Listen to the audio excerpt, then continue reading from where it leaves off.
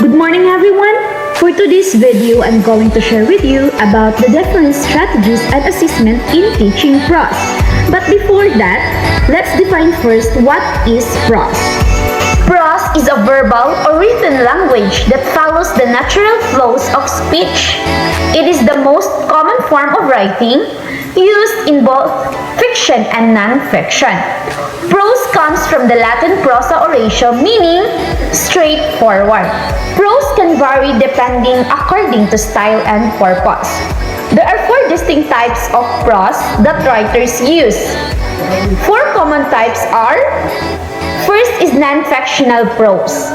Non-fictional prose is that prose that is a true story or factual account of events or information is non-fiction. Examples are textbooks, newspapers, articles, and instruction manuals all fall into this category. Second is fictional prose. Fictional prose is a literary work of fiction. So this is the most popular type of literary prose, used in novels and short stories, and generally has characters, plot, settings, and dialogue. And the third one is heroic prose. Heroic prose is a literary work that is either written down or preserved through oral tradition, but is meant to be recited. Heroic prose is usually legend or fable. And lastly is prose poetry. Prose poetry is poetry written in prose form. This literary hybrid can sometimes have rhythmic and rhyming patterns. So, these are the four types of prose. For today's video, I'm going to discuss about the prose poetry. So, what is prose poem? So, a few literary genres allow for experimentation quite as easily as prose poetry. Blending the techniques of prose with emotion and lyrics of poetry is the best. Prose poems uncover subconscious thought with sharing originality.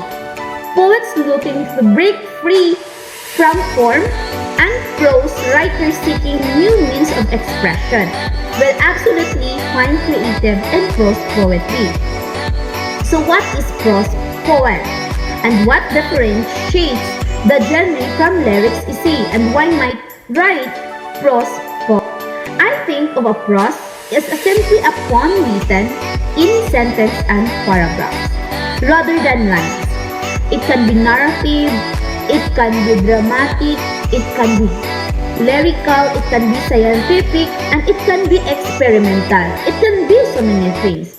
But if the language and structure stand out, rather than the information, description, dialogue, plot, then I think of it as a poem is a poetic prose. So it might be a little closer to language that explains or elaborates, unless it is fracturing and experimenting with the language of explanation. But of course, this can be endlessly debated. In short, there's no singular prose poetry. Definition and many theories disagree on the exact confines of the genres. However, most definitions agree on the following features of prose poetry. So, prose poetry is short, generally no longer than 4 pages, and sometimes only 1 to 3 brief paragraphs. Next is unconfined.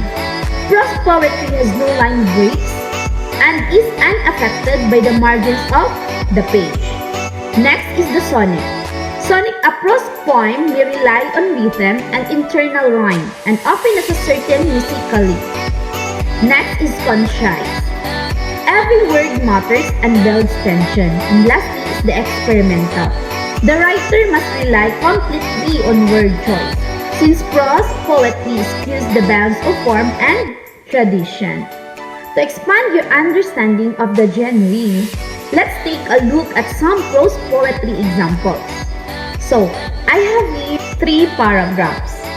After the War by Heidi Howell. The breath waits to happen.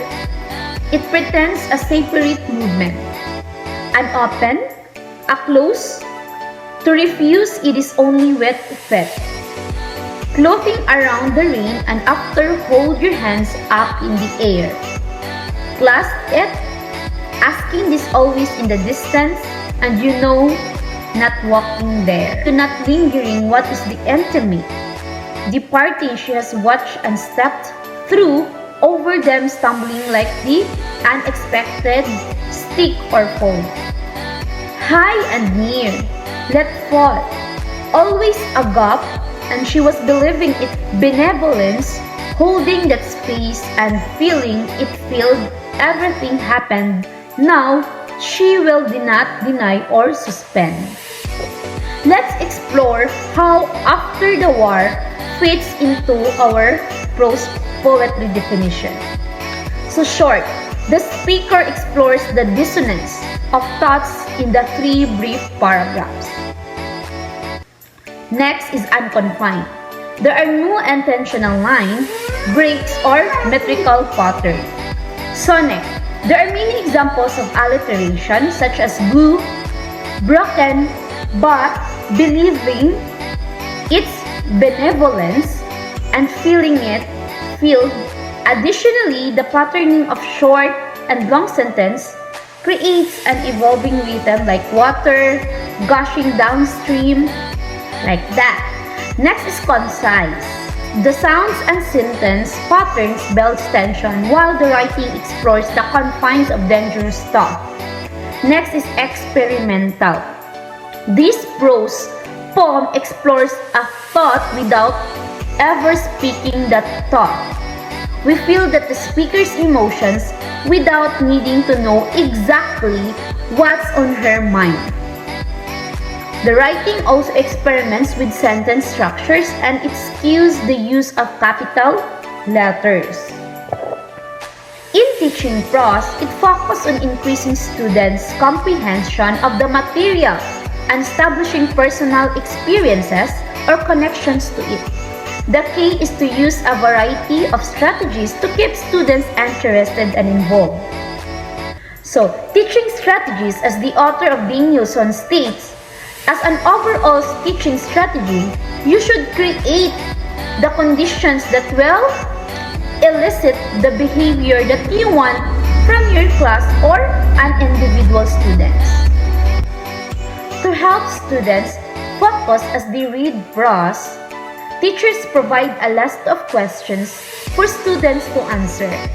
So ask some surface level questions that explicitly tie back to the reading as well as the higher level questions that be more open-minded. So asking questions that don't have a single correct answers sparks meaningful discussions and invites students' perspectives on the text, just like the poem earlier.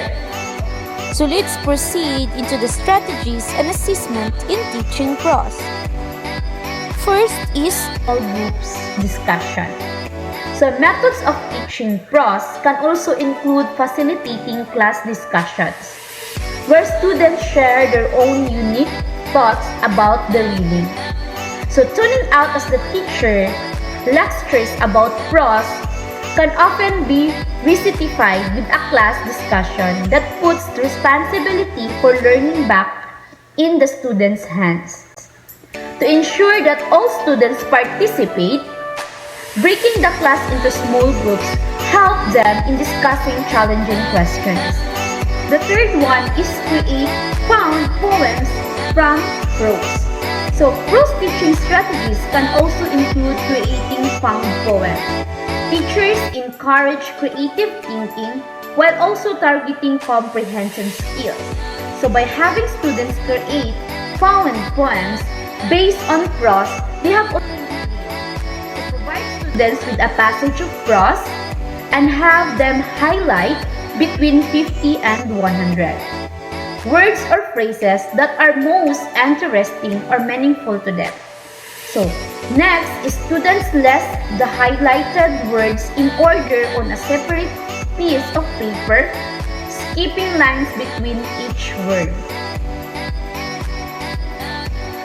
Walk students through the process of rereading their list several times, eliminating words that do not fit with the poem until between 25 and 50 of the most important words remain. Have students title their poems and present them to their peers. Require students to keep a journal during the course and have a brainstorm. So, let's free write a paragraph immediately after completing the reading, depending on the level of the class. So, create a form with questions to answer as homework. And lastly is integrate technology. Integrate technology into your teaching strategies. After reading and discussing a work, watch the movie version in class.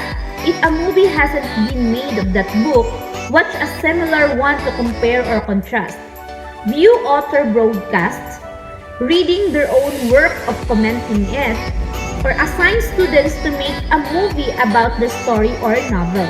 So, Patty Blooming at Scholastic notes that students develop comprehension and increase learning while researching characters, storyboarding plots, and learning the filmmaking by translating a movie into a Hollywood-style digital movie.